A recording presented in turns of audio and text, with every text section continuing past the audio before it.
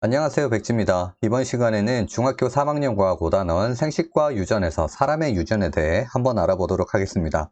우리 앞에서 멘델이 완두를 이용을 해서 우성과 열성을 표현했다라는 거 기억하시나요? 하지만 그 우성이 반드시 좋은 성질은 아니다라는 겁니다. 대부분 우성이다, 열성이다 라고 얘기를 하면 우성이 좀 더 좋은 형질, 열성이 좀 더 안 좋은 거라고 생각하는 경우가 많은데, 그런 것이 아니라 형질 중에 표현되는 정도의 차이로 나타냈다라는 것만 확인을 해주시면 되겠습니다. 그러면 멘델은 왜 사람을 통해서 유전 연구를 하지 않고 완두를 이용을 했느냐라는 거죠. 사람의 유전 연구는 아주 어렵고 복잡합니다. 그 이유 한번 보도록 할게요. 먼저 형질이 매우 다양하고 복잡하다라는 거죠. 우리 완두는 기본적으로 2에는 14라는 것을 가졌는데, 사람은 그보다 훨씬 더 많은 염색체를 가지고 있고, 그만큼 많은 염색체를 가짐으로써 나타나는 대립 형질들이 아주 복잡하다라는 겁니다. 그래서 형질이 아주 다양하고 복잡하기 때문에 정확한 분석이 어렵다라는 거죠. 그리고 한 세대가 매우 길다라는 겁니다. 지금 사람의 평균 연령은 거의 80세에 가깝게 볼 수가 있는 거죠. 그 한 세대를 확인을 하려면 80년을 기다려야 된다는 겁니다. 그만큼 시간이 너무 많이 걸린다라는 거죠. 그리고 자손수가 매우 작습니다. 사람이 1년에 나올 수 있는 자손은 보통 한 명 또는 쌍둥이 그 이상으로 나타내지 않는 경우에는 많은 자손을 얻기 어렵다라는 겁니다. 그리고 인위적인 교배가 불가능하죠. 내 마음대로 사람들을 교배시키고 그 자손을 얻을 수는 없다라는 거죠. 그리고 마지막으로는 환경의 영향을 아주 많이 받습니다. 그래서 유전자가 동일한 쌍둥이인 경우에도 그 환경에 따라 개인 차이가 나타나는 것을 확인할 수가 있는 것이죠. 그리고 다음 페이지 보도록 할게요. 그리고 우리가 확인할 수 있는 사람의 여러 가지 유전 형질입니다. 먼저 이마선이고요. 이마선에서는 V자형이 우성, 일자형이 열성이다라고 보시면 되고, 이 V자형은 우리가 대표적으로 알고 있는 M자형 머리다라고 보시면 됩니다. 그리고 엄지 모양이 굽지 않는 게 우성이고, 뒤로 젖혀지는, 굽어지는 게 열성이다라고 보시면 되고, 보적에는 있는 게 우성, 없는 게 열성이다라는 겁니다. 그리고 혀말기가 가능한 사람이 우성, 불가능한 사람은 열성을 나타내고 있고, 눈꺼풀에는 쌍꺼풀이 우성이고요, 외꺼풀이 열성에 해당된다라고 보시면 됩니다. 그리고 귓볼 모양에서는 분리형, 여기 귓볼이 떨어져 있는 것을 분리형이라고 하고, 이 분리형이 우성, 그대로 일자로 쭉 붙어 있는 것을 우리는 부착형, 열성이라고 한다라고 보시면 됩니다. 그리고 다음 페이지 보도록 할게요. 그러면 사람의 유전 연구는 어떻게 하냐라는 겁니다. 첫 번째가 가계도 조사입니다. 가계도는 특정 형질을 가지고 있는 집안을 여러 세대를 걸쳐서 조사를 하게 되고, 그 형질들이 어떻게 나타나는지 그림으로 표현했다라는 겁니다. 기본적인 베이스는 이런 형태로 나타나게 되고, 표현을 할 때 여자는 동그라미, 남자는 네모로 표시를 하고, 그 형질의 표현은 각각의 다른 색으로 나타낸다라고 보시면 됩니다. 그러면 일란성 쌍둥이와 이란성 쌍둥이는 그 표시가 될 때 양 끝이 조금 차이가 있는 것을 확인할 수가 있는 것이죠.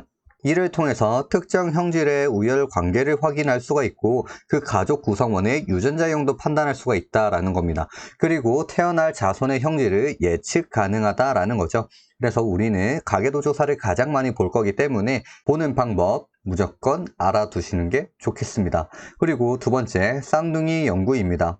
먼저 일란성 쌍둥이와 이란성 쌍둥이를 확인을 해야 되는데, 일란성 쌍둥이는 한 개의 난자와 한 개의 정자가 수정을 해서 수정란이 되었는데, 난화를 할 때 이 세포기에서 그 두 개의 세포가 하나씩 떨어져 나가서 형성된다라고 보시면 됩니다. 그래서 각각의 두 명의 태아로 자라나고, 하지만 이 태아들은 한 방에서 같이 자라게 되는 것을 확인할 수가 있죠. 그리고 이란성 쌍둥이는 정자 두 개, 난자 두 개가 서로 각각 수정을 해서 두 개의 수정란이 만들어지고, 그 수정란들이 별개의 태아로 발생이 된다라고 보시면 됩니다. 그래서 보시면 집 주머니도 두 개의 형태인 것을 확인할 수가 있는 거죠.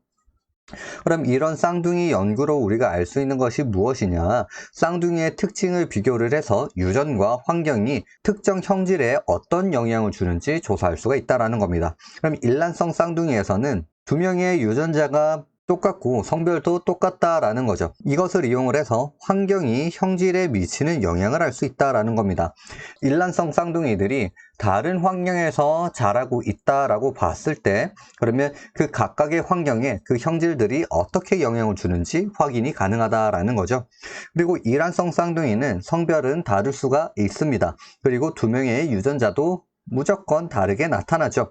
그러면 일란성 쌍둥이에서는 알 수 있는 것이 무엇이냐? 그 유전자와 환경이 형질에 어떻게 영향을 미치는지 확인이 가능하다라는 겁니다. 그리고 최근에는 통계조사와 염색체와 DNA 분석이 있다라는 겁니다. 통계조사는 한 집단의 유전 형질을 조사를 하게 되고 그 형질에 대한 많은 양을 통계를 내서 분석을 한다라는 거죠. 그리고 염색체와 DNA는 그 특정 형질에 관여하는 염색체와 유전자를 개별적으로 연구가 가능하다라고 보시면 되겠습니다. 그리고 다음 페이지 보도록 할게요. 그리고 형질이 어느 염색체에 있느냐에 따라 상염색체와 성염색체 유전으로 나누게 되는데 상염색체부터 보도록 하겠습니다. 상염색체는 형질을 결정하는 유전자가 상염색체에 있다라고 보시면 되고 성별에 따른 형질 차이가 없는 것을 기억해 주시면 되겠습니다.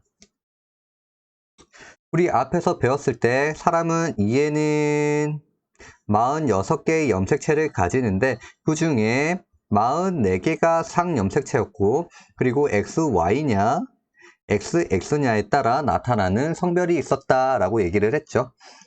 상염색체는 공통적인 44개에서 나타나기 때문에 성별에 대한 빈도 차이는 없다라는 것입니다. 그리고 사람의 상염색체 유전 형질에는 대립 유전자가 두 가지인 경우가 있는데 이때는 대립 형질이 뚜렷하기 때문에 그 대립 형질은 사람이더라도 멘델의 분리의 법칙을 따르게 된다라는 겁니다. 그래서 전체적으로 환경의 영향을 거의 받지 않는다라고 보시면 되죠. 그 예에서는 PTC 미맹과 이마선 모양, 눈꺼풀, 귓불 모양, 혀말기, 귀지 상태들 우리 앞에서 봤던 사람의 여러 가지 유전 형질이 있었죠. 그 형질들이 대부분 대립 유전자가 두 가지인 경우다라고 보시면 되겠습니다. 그러면 우리가 먼저 볼 것은 PTC 미맹이라는 것인데 이 용액은 아주 강한 쓴맛을 나타나게 되는데 이 쓴맛을 느끼지 못하는 성질을 우리는 PTC 미맹이라고 하는 거죠. 이 PTC 미맹도 한 쌍의 대립 유전자에 의해서 결정이 되고요. 대립 유전자는 정상과 미맹인 유전자 두 가지다라고 보시면 되죠. 그래서 정상인 대립 유전자는 대문자 T로 표현을 하고 미맹인 대립 유전자는 소문자 T로 표현을 하는데 정상이 미맹 대립 유전자의 우성이다라고 보시면 됩니다. 그래서 정상은 쓴맛을 느끼는데 유전자형으로 나타날 때는 라지 T, 큰 T 두 개고요. 그리고 큰 T가 작은 T보다 우성이다라고 얘기를 했기 때문에 큰 T 하나만 가지고 있어도 정상인 쓴맛을 느끼게 된다라는 겁니다. 그러면 미맹인 경우에는 어떻게 되나? 둘 다 작은 T를 가지고 있는 경우에만 그 쓴맛을 느끼지 못한다라고 보시면 되겠습니다. 그리고 다음 페이지 보도록 할게요.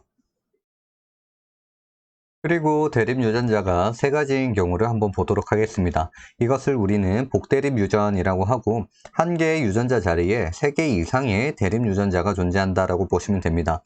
사람에서는 대표적으로 ABOC의 혈액형이 그에 해당된다라고 보시면 되고 밑에 보시면 한 쌍의 대립 유전자에 의해서 결정은 되지만 그 대립 유전자의 종류가 바로 세 가지다라는 겁니다. 여기서 대립 유전자 O는 A와 B에 대해서 열성이고요. 대립 유전자 A와 B는 우열 관계가 없기 때문에 두 개가 같이 있을 경우에는 두 개 모두 발현이 된다라는 겁니다. 그래서 대립 유전자의 종류는 세 가지이지만 표현형은 네 가지로 나타난다라는 겁니다. A형과 B형, AB형, O형이다라는 거죠. A형의 유전자형은 AA와 AO형으로 나타나게 되고 B형은 BB와 BO형, AB형은 그대로 AB형이고요. O형은 OO형으로 나타난다라는 것을 기억을 해주시면 됩니다. 그리고 다음 페이지에서 가계도를 통해 어떻게 나타나는지 한번 보도록 하겠습니다. ABO식 혈액형 가계도입니다. 여기서 A형인 아빠와 O형인 엄마가 있고 그 태어난 자손들을 봤을 때 둘 다 A형이다 라고 확인을 할 수가 있죠. 여기서는 엄마가 O형을 가지고 있기 때문에 줄 수 있는 유전자형은 O밖에 존재하지 않는다. 하지만 자손들이 태어난 것을 봤을 때 아빠한테서 A라는 유전자형을 받았기 때문에 서로 AO의 형태로 나타나게 된다는 겁니다. 하지만 아빠는 AA인지 AO인지 정확하게 알 수가 없죠. 이것을 알기 위해서는 위에 더 부모 세대를 확인을 해야 된다는 겁니다. 그리고 옆에 한번 보도록 할게요. AB형인 아빠와 B형인 엄마가 있는데 자손을 봤을 때 A형이 태어난 것을 확인할 수가 있습니다. 만약에 엄마가 BB형이었다면 절대로 A형은 태어날 수가 없는 거죠. BB형일 때는 AB형과 B형만 태어날 수 있다라고 보시면 됩니다. 하지만 A형이 태어났기 때문에 엄마는 B5형인 것을 알 수가 있고 여기 B형인 딸을 봤을 때는 정확하게 확인을 할 수가 없는 겁니다. 하지만 밑에 자손이 O형으로 태어났기 때문에 B5형이라는 것을 확인할 수가 있는 것이죠. 그러면 여기서 A형인 아빠와 B형인 엄마가 서로 유전자형이 AO와 BO라고 나와 있죠. 여기서 AO와 BO를 가지고 있으면 태어날 수 있는 자손의 혈액형은 총 AB형, A형, B형, O형이 모두 태어날 수 있습니다. 그리고 옆에 한번 보도록 할게요. A5형인 엄마가 있고 O형인 아빠가 있을 때 자손이 태어난 것을 보면 O형, 그러면 아빠는 당연히 O형을 주는 거고 엄마도 위에서 부모 세대로부터 확인을 해서 A5라는 것을 확인을 했었죠. 그러면 이런 형태에서는 태어날 수 있는 자손이 A형과 O형이 태어난다라고 보시면 되는 겁니다. 그리고 다음 페이지 보도록 할게요. 그리고 성염색체에 의한 유전입니다. 우리 사람의 성 결정은 엄마와 아빠한테서 받은 성염색체의 조합으로 성별이 결정된다라고 얘기를 했죠. 엄마가 줄 수 있는 것은 X염색체, 아빠가 줄 수 있는 것은 X염색체 또는 Y염색체. 각각의 조합이 어떻게 되냐에 따라 XX엔 여자와 XY엔 남자가 태어난다라는 겁니다. 우리 과거에는 여자가 아들을 낳지 못하면 엄청난 많은 타박을 받았었죠. 하지만 우리 시대에서는 정확하게 얘기를 할 수가 있는 겁니다. 여자 탓이 아니라 남자 탓이다 라고 말이죠. 만약에 할머니가 이런 얘기를 한다면 이것은 무조건 남자 탓입니다 라고 얘기를 할 줄 알아야 됩니다. 그래서 이 반성유전이라는 것은 성염색체에 의해서 나타나는 유전이라고 볼 수가 있는데 왜 반성유전이냐? 형질을 결정하는 유전자가 서로 X염색체 위에 있다라는 겁니다. 그래서 성별에 따라 유전 형질이 나타나는 비율이 다르다라는 거죠. 여자는 XX를 가지고 남자는 XY를 가진다. 이거를 통해서 알 수 있는 게 뭐냐? 여자는 XX 두 개를 가지는데 남자는 하나만 있다라는 겁니다. 보통 남자가 더 많은 비율로 나타나게 된다라고 보시면 됩니다. 대표적으로 정록생명과 혈우병이 있는데 이거는 다음 페이지에서 좀 더 자세히 보도록 하겠습니다. 정록생맥은 붉은색과 초록색을 잘 구별하지 못하는 형질이다 라고 보시면 됩니다.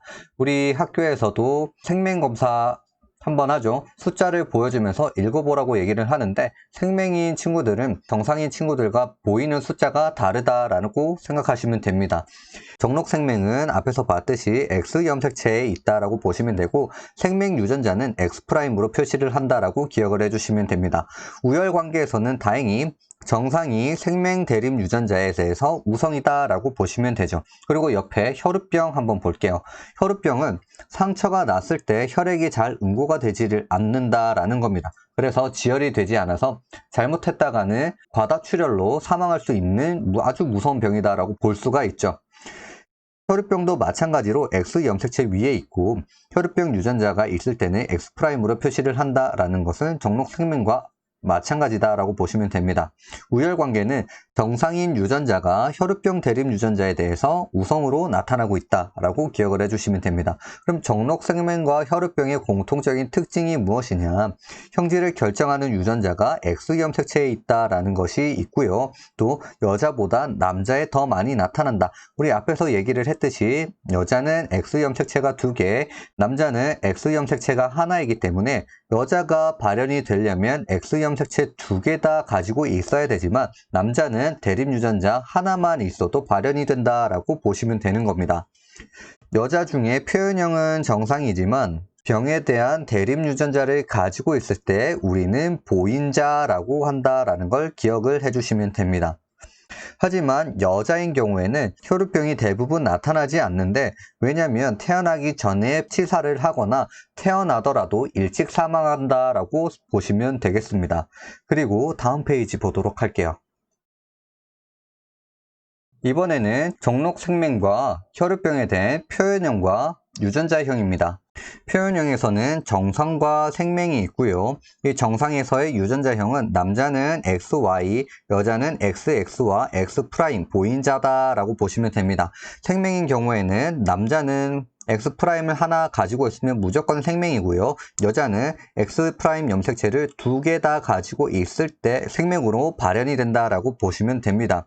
이 가계도에서 알 수 있는 것이 무엇이냐면, 여기 정상인 아빠와 보인자인 엄마가 있을 때 밑에 자손들 중에 아들이 생명으로 나타났다. 이거를 통해서 우리는 엄마는 보인자구나 라고 알 수가 있는 거죠. 왜냐하면 아빠는 Y 염색체만 줄 수가 있기 때문에 아들이 생명으로 태어났다는 것은 엄마가 무조건 생명 유전자를 가지고 있다라고 볼 수가 있는 겁니다. 그리고 옆에 혈우병 한번 보도록 할게요. 표현형에는 정상과 혈우병이 있고, 생명과 마찬가지로 정상일 때는 남자는 XY, 여자는 XX 또는 XX'으로 표현이 된다. 하지만 여자인 혈우병은 볼 수가 없다. 태어나기 전에 치사가 되기 때문이다 라고 보면 되는 겁니다. 그럼 여기에서 여성의 보인자가 있고 정상인 남자가 있을 때 남자는 Y 염색체만 줄 수 있기 때문에 남자가 혈우병으로 나타난다면 엄마한테서 무조건 받았다라고 볼 수가 있는 거죠. 그리고 여기서 또 알 수가 있는 게 무엇이냐면, 남자가 혈우병인 경우에는 X' 염색체를 무조건 아빠는 주기 때문에 태어나는 딸들은 100% 보인자라고 볼 수가 있는 겁니다. 그래서 생명과 혈우병의 특징을 한 번 더 공통적으로 본다면, 아빠가 유전자를 가지고 있다면 딸들은 모두 보인자가 된다라는 거죠. 그리고 엄마가 생명이라면 아들들은 무조건 생명으로 태어난다라는 것도 보시면 되는 겁니다. 그리고 다음 페이지 보도록 할게요. 마지막으로 한성유전입니다. 형질을 결정하는 유전자가 Y 염색체에 있기 때문에 남자한테서만 나타난다라고 보시면 됩니다. 그럼 대표적으로 귓속털 과다증이라고 하는 건데, 이건 남자건 여자건 귓속에 털이 있는 것은 똑같습니다. 하지만 귓속털 과다증은 말 그대로 털이 안에서 너무 과하게 자란다라는 거죠. 이거 검색을 해보면 귀에서 자란 털이 우리 웬만한 사람 머리카락만큼 자라서 삐져나온 것을 볼 수가 있습니다. 그래서 오늘은 여기까지고요. 이번 사람의 유전 단원에서 정확하게 알아야 될 것은 무엇이냐면, 가계도 분석을 얼만큼 잘할 수 있느냐가 관건이다 라는 겁니다. 많은 연습을 하시고요. 좋은 결과가 있으시길 바라겠습니다. 그럼 다음 시간에 또 다시 오도록 하겠습니다. 안녕.